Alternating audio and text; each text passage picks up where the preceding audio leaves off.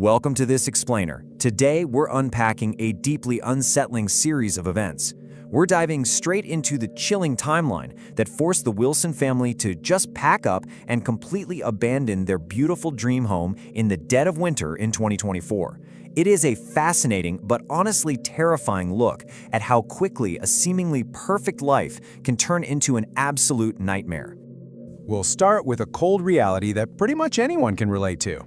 Most parents buy baby monitors for peace of mind, right?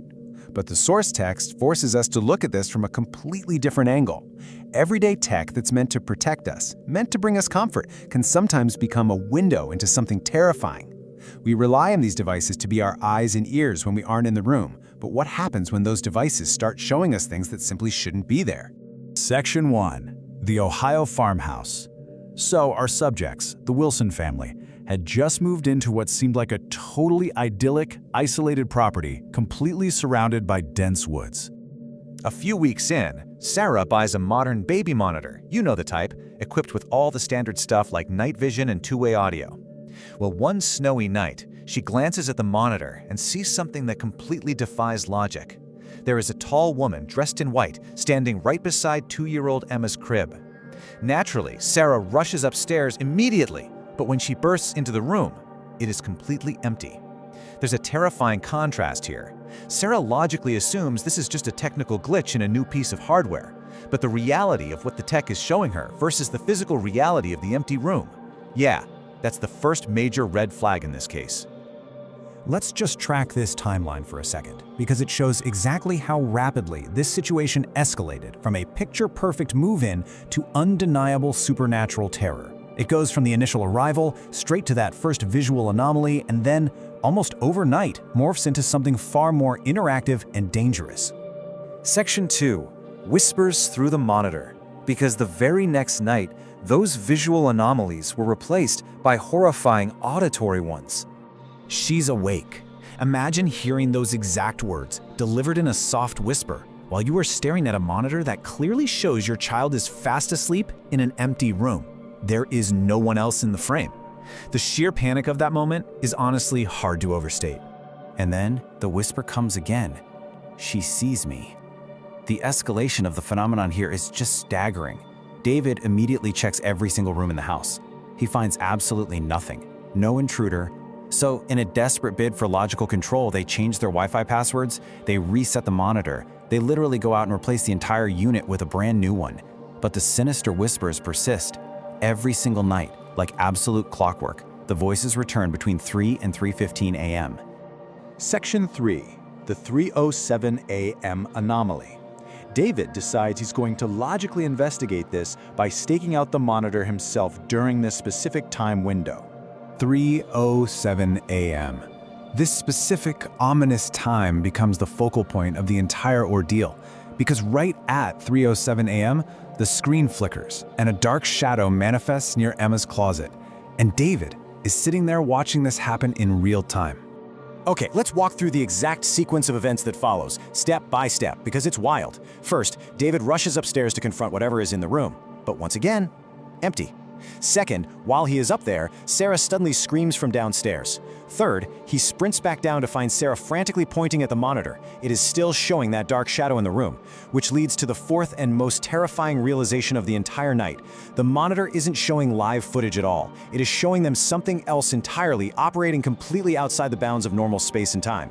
We experience a chilling sensory overload reading the source text description of what happens next. The shadow on the screen slowly turns towards the camera. 2 glowing eyes appear in the darkness, and then it smiles.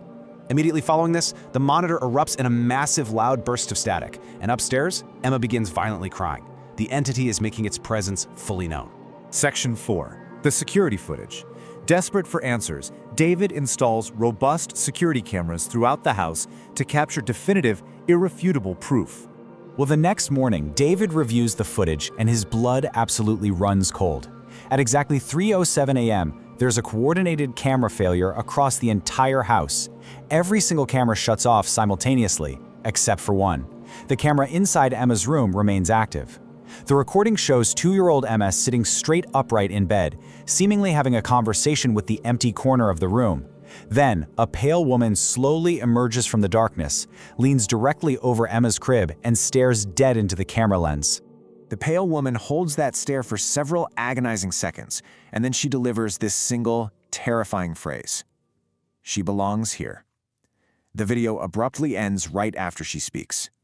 Now, according to the source, police and tech experts later examined this exact footage and completely failed to find any logical explanation for how the figure appeared or how the camera system malfunctioned so selectively.